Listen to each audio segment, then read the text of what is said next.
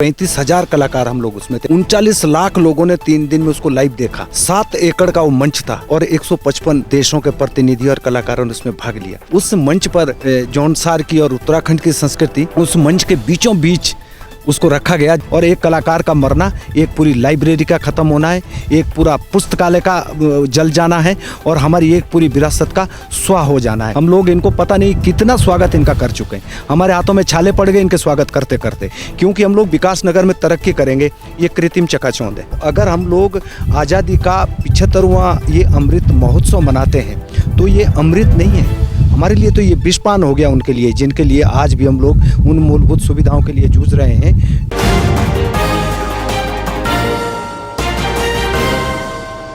नमस्कार, स्वागत है आपका। आप देख रहे हैं संवाद 365। संवाद 365 की चुनावी यात्रा लगातार जारी है। जौनसार क्षेत्र में हम इस वक्त हैं। चक्राता विधानसभा को हम कवर कर रहे हैं, तमाम लोगों से बातचीत भी कर रहे हैं। इस वक्त हमारे साथ खास बातचीत करने के लिए मौजूद हैं नंदलाल भारती जी, क्योंकि ये जौनसार का क्षेत्र है और नंदलाल भारती जी जो हैं उत्तराखंडी संस्कृति और कला जगत के एक जाने माने चेहरे हैं। तो नंदलाल भारती जी, पहले तो आपका बहुत बहुत स्वागत है संवाद 365। बहुत बहुत धन्यवाद। प्रणाम सर, आपका जौनसार क्षेत्र में बहुत बहुत स्वागत है।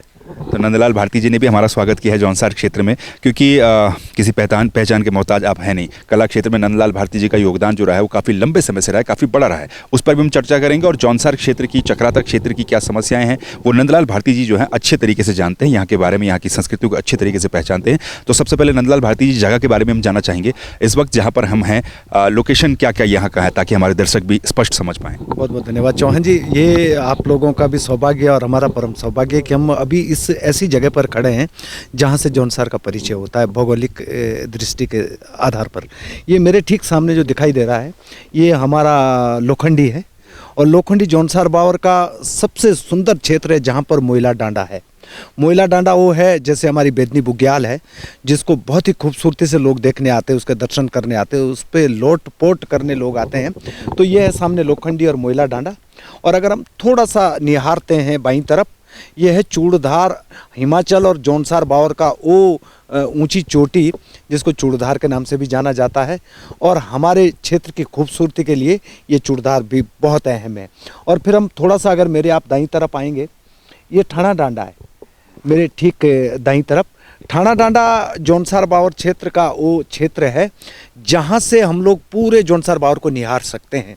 ठाणा डांडा से हम लोग पर्वत का एरिया देख सकते हैं, वहाँ से हम लोग हिमालय के दर्शन कर सकते हैं, यहाँ से हम लोग मसूरी को देख सकते हैं, यहाँ से हम लोग पूरा अपना कुरुक्षेत्र वाला राजस्थान वाला एरिया देख सकते हैं। यहाँ से हम अपनी पछुआ दून और परवा दून यानी विकास नगर, पांवटा साहेब और सहसपुर, यहाँ तक कि शेलाकुई और जो कुछ एरिया अपना देहरादून तक का भी देख सकते हैं। तो ये ठाणा डांडा है। तो नंदलाल भारती जी ने हमें जगह के बारे में बताया और स्पष्ट हमारे दर्शकों को कर दिया हम कहाँ पर हैं, क्योंकि अगर जौनसार क्षेत्र के बारे में जानना हो, वहाँ की संस्कृति के बारे में जानना हो, तो आपके साथ बातचीत करनी भी बेहद ज़रूरी है। दरअसल हम जौनसार की जनता का मन भी टटोल रहे हैं कि विधानसभा चुनाव है, लोगों के मुद्दे क्या हैं उस पर भी हम आएंगे, बातचीत करेंगे। लेकिन क्योंकि आपका संस्कृति में और कला जगत में अपना एक लंबा अनुभव रहा है, लंबा सफ़र रहा है, क्योंकि अपने दर्शकों को मैं ये भी बता दूं कि गणतंत्र दिवस के मौके पर जो टीमें उत्तराखंड से जाती है, 2015 में आपने उनका नेतृत्व किया जब बराक ओबामा आए थे। 2001 में राज्य बनने के बाद आपने उनका नेतृत्व किया वहाँ पर। ये जो सफ़र है इसके बारे में थोड़ा हमारे दर्शकों को छोटी सी जानकारी। जनजाति क्षेत्र जौनसार बावर सर अपने लोक संस्कृति के लिए विश्व स्तर पर आज जाना जाता है और उसके लिए अगर हम उसका श्रेय दें तो हमारे पितरों को है, हमारे बुजुर्गों को है, हमारे पुरखों को है, हमारे उन समाज के उन लोगों को है जिन्होंने बहुत ही खूबसूरत समाज बनाया है। उस समाज में लोक नृत्य की इतनी विधाएं हैं जिसमें हमारा हारूल है, तांदी है, नाटी है, थड़िया है, चौफला है, जंगू है, बाजू है, ठोड़ा है, जंगाबाजी है। इतने नाम है कि उसकी सूचियां हम लोग तैयार करें तो दिन लग जाएगा। इतने विविधताओं के लोक नृत्य हम लोग करते हैं जिसको जब भी हम लोगों ने उसको विश्व मंच पर या नेशनल लेवल पर प्रदर्शित किया है तो उसको बहुत सराहा गया है। और उसी का एक कारण ये भी है कि हम लोगों को जगह मिल जाती है 26 जनवरी में गणतंत्र दिवस पर और अपने स्वतंत्रता दिवस पर। और उत्तराखंड की लोक संस्कृति हमारा ही परिचय भी है और मैं तो ये मानता हूँ कि हमारी बसियत और विरासत भी हमारी लोक संस्कृति है।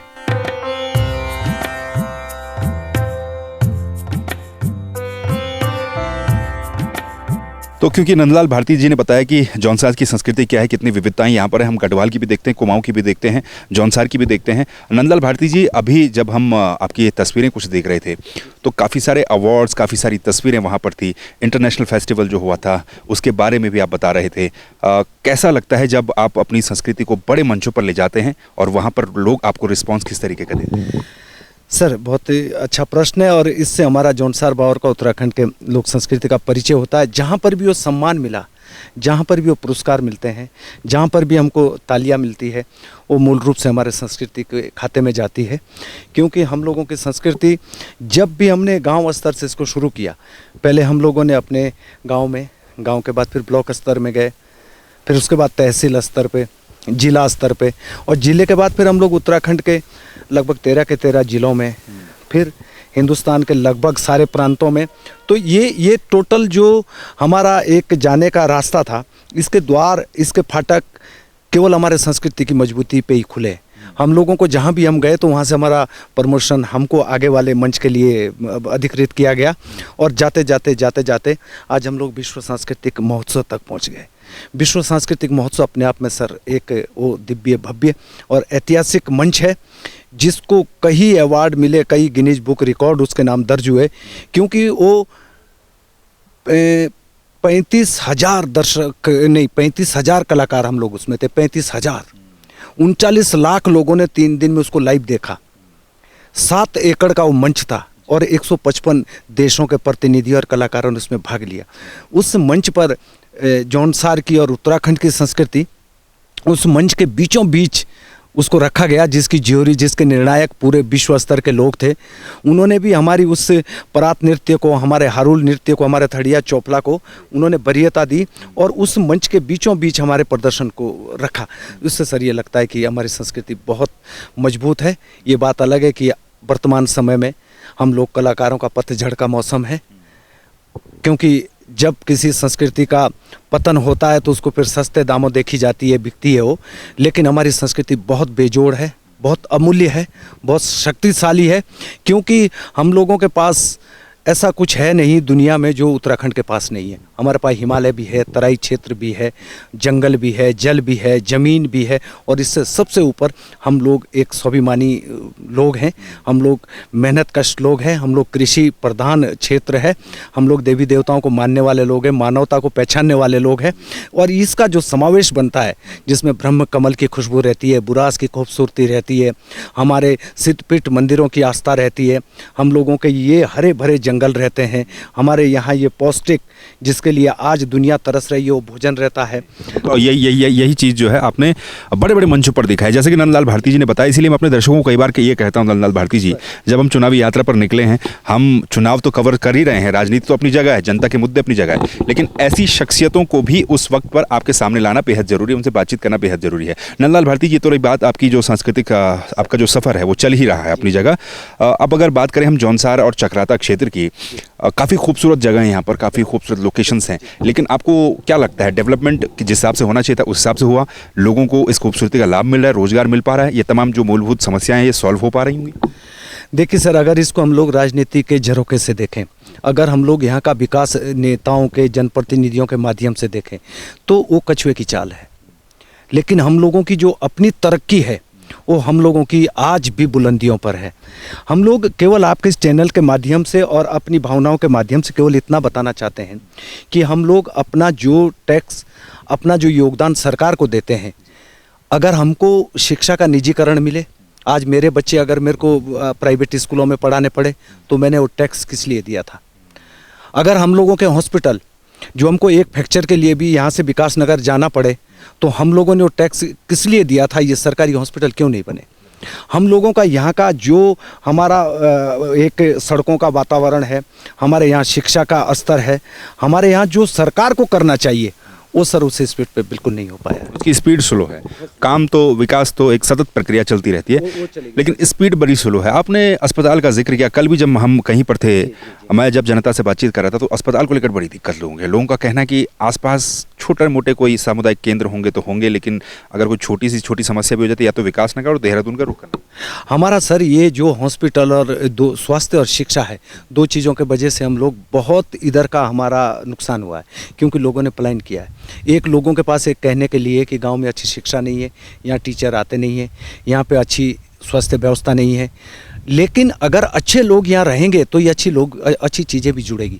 लेकिन यहाँ ऐसा हुआ कि एक प्रधान भी बना तो 5 साल के कार्यकाल के बाद उसने अपना यहाँ से प्लान कर लिया विकास नगर के लिए। ये एक बड़ी समस्या है जो नंदलाल भारती जी कह रहे हैं, और अभी और मुद्दों पर भी बातचीत करेंगे, क्योंकि इसलिए मैं कह रहा था कि जब जौनसार में हम आए हैं तो नंदलाल भारती जी जितना जानते हैं उनसे बात करें तो काफ़ी चीज़ें खुल करके आएंगी। पलायन का बात किया है इन्होंने, पलायन का जिक्र किया है, यहाँ से विकास नगर चले जाते हैं, उस पर भी बात करेंगे।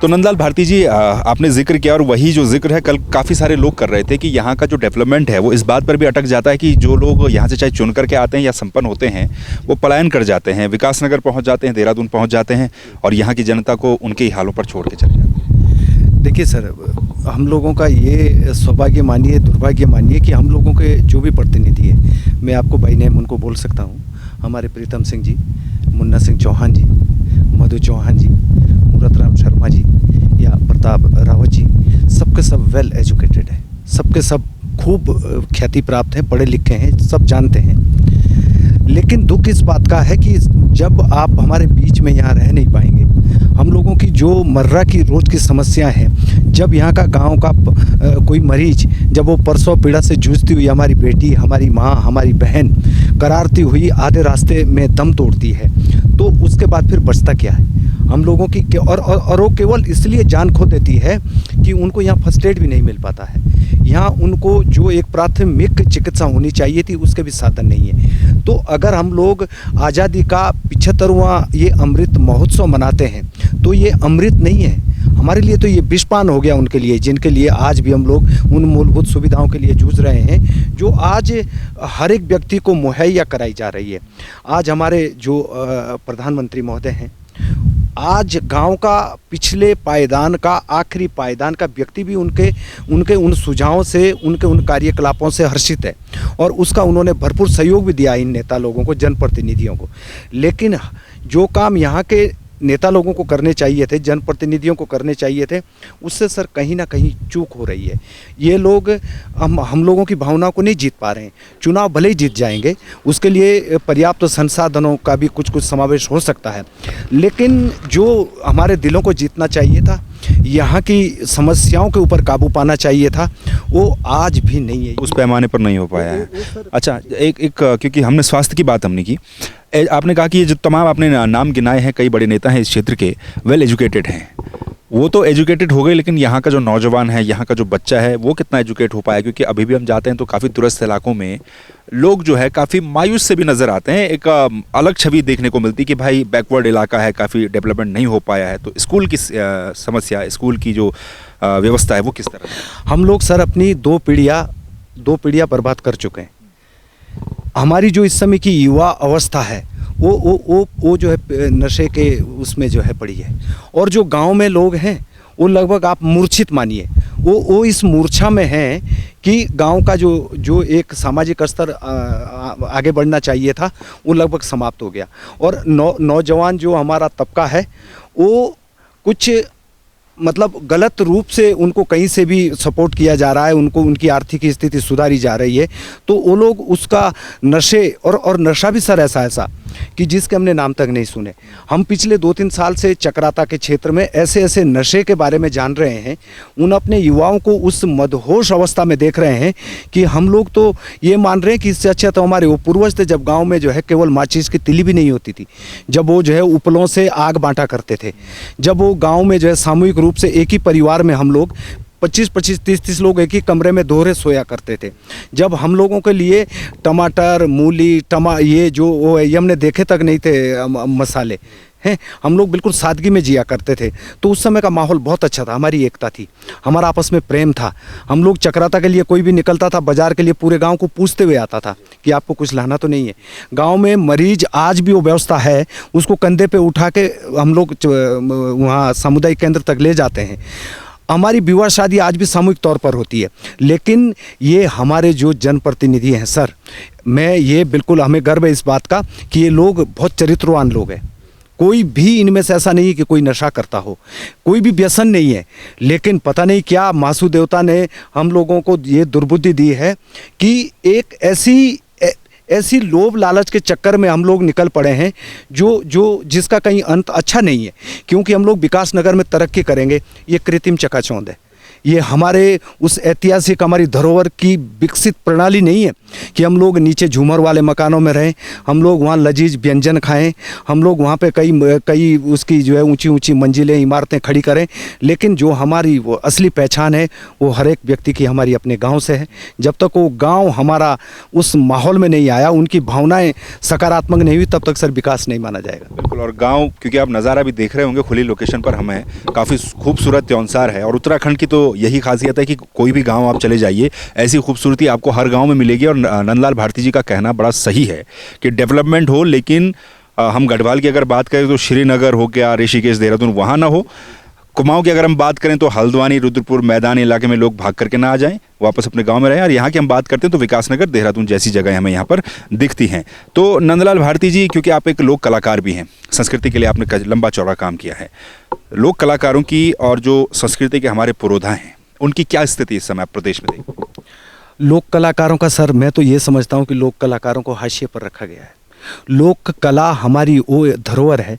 हमारा एक लोक कलाकार, हमारा एक लोक विधा का कलाकार, वो अपने आप में हमारा पूरा इतिहास दोहराता है।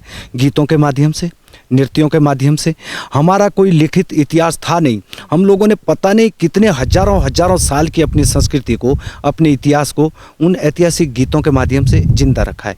और आज जो थोड़ा बहुत लोग लिख भी रहे हैं, वो भी उन्हीं गीतों को आधार मान करके लिख रहा है। आज हमारे वो देवस्थल, हमारे वो मंदिर की काष्ठ कला, हमारे वो मंदिर की पूजा पद्धति, हमारे वो मंदिर के आपसे प्रेम की, हमारा तो कोई भी विवाद हो जाए तो मंदिर में 2 मिनट में जा कर के उसको हम लोग उसका निराकरण कर पाते हैं। लोक कला को ये ना तो नेता के सूची में है, ना हमारे सरकार के सूची में, जबकि सरकार ने हमारे लिए एक बिल्कुल अलग विभाग बनाया जिसका नाम है संस्कृति विभाग। उस संस्कृति विभाग में जब से संस्कृति विभाग का संचालन है, हमारे लोक कलाकारों को क्या प्रोटेक्शन मिला है। हम लोगों के लिए कभी हमको साल में 2000 रुपये का पैकेज दिया जाता है कलाकारों को। लेकिन अगर कलाकार को उसकी विधा का, जिस विधा का वो मालिक है, केवल वो संसाधन ही उपलब्ध कराए जाएं तो हम अपनी कला को जिंदा रखते हैं। मैं आपके इस चैनल के माध्यम से एक और महत्वपूर्ण बात बताने वाला हूँ। जनजातीय क्षेत्र जौनसार बावर जो अपनी कला का 80% आज भी गांव के आंगन में जिंदा रखा हुआ है। यहाँ सर पूरे क्षेत्र में कहीं एक टीन शेड भी नहीं है। हमारे पास बड़े बड़े नगाड़े हैं, ढोल है, दमाऊ है, रणसिंगा है, बहुत सारी पारंपरिक हमारी ड्रेसें हैं। इधर कोहरा भी आता है, इधर बरसात भी होती है, इधर बर्फ़ भी गिरती है। तो उस दशा में हम लोग खुले आसमान के नीचे उसको अपनी प्लास्टिक की पनियाँ लगा के उसका संरक्षण कर रहे हैं। उसका संस्कृति विभाग में करोड़ों का बजट आता है, वो फिर किस लिए है? केवल उस स्टाफ की तनख्वाह दें और स्टाफ के लिए जो है टीए बिल और उनके जो है वहाँ पे बड़ी कोठियों पे खर्च किए जाएं। जिस लोक कलाकार के लिए वो केंद्र बना है, वो विभाग बना है, वो कलाकार तो आज भी बेचारा गांव में औंधे मुँह गिरा हुआ है। वो अपनी इस धरोहर को छोड़ते हुए रोते हुए मरता है। और एक कलाकार का मरना एक पूरी लाइब्रेरी का ख़त्म होना है, एक पूरा पुस्तकालय का जल जाना है और हमारी एक पूरी विरासत का स्वाह हो जाना है। ये बहुत खेद है हम लोगों को, क्योंकि हमारे लोक कलाकारों को वरीयता नहीं मिली सर, कहीं भी प्राथमिकता नहीं मिली। लोक कलाकार हमारे इन जनप्रतिनिधियों के माध्यम से हम लोग इनको पता नहीं कितना स्वागत इनका कर चुके हैं। हमारे हाथों में छाले पड़ गए इनके स्वागत करते करते, लेकिन वो गूंज आज तक इनके कानों में नहीं गई है। सिर्फ प्रोग्राम होते हैं, स्वागत होता है, लेकिन उसके बाद हम लोगों को भूल जाते हैं। हम लोगों को तो फिर घुटने मोड़ के कहीं जो है बाएं लपेट के बैठना पड़ता है। लेकिन ये ढोल दमाऊ सर सदियों से, पीढ़ियों से चलता आया है, ये बजेगा। इसकी गूंज हमेशा गूंजेगी, क्योंकि जब भगवान हमारे देवी देवता तब तक वो भी भोग नहीं लगाते जब तक हमारा वादन नहीं बजेगा। तो मैं समझता हूँ कि ये छोटी मोटी परेशानियों से ये विलुप्त होने वाला तो है नहीं, लेकिन हर आदमी को अगर ये जिम्मेदारी का निर्वहन करते तो हम लोक कलाकारों का भी एक अच्छे दिन आते, अच्छा युग आता, अच्छा एक मान सम्मान मिलता तो अच्छा लगता है। बिल्कुल, इस पर काम करने की ज़रूरत है। तो बहुत बहुत शुक्रिया नंदलाल भारती जी समय देने के लिए, बातचीत करने के लिए। जौनसार की तमाम बातों पर, तमाम मुद्दों पर हमने बातचीत की। लोक कला के क्षेत्र में उनका क्या योगदान है ये तो आप जानते ही हैं, और क्या उन्होंने किया है जौनसार क्षेत्र में, क्या समस्याएं हैं, इस पर भी हमने बातचीत की। तो यही मैं आपको कहता हूं कि संवाद 365 की जो चुनावी यात्रा है उसमें जब हम जाते हैं तो जनता के मुद्दों पर बातचीत करते हैं, प्रतिनिधियों से बातचीत करते हैं, लेकिन ऐसी शख्सियतों को भी सामने लाना बेहद ज़रूरी है जो कि काफ़ी कुछ जानकारी रखते हैं, और उनकी जो जानकारी है वो काम आती है दर्शकों के, वो काम आती है उत्तराखंड के, और वो जो काम कर रहे हैं उस काम को सलाम होना चाहिए। चुनावी यात्रा संवाद 365 की लगातार जारी रहेगी। कैमरे पर मेरे साथ राकेश गढ़िया हैं, मैं दिग्विजय सिंह चौहान। नमस्कार।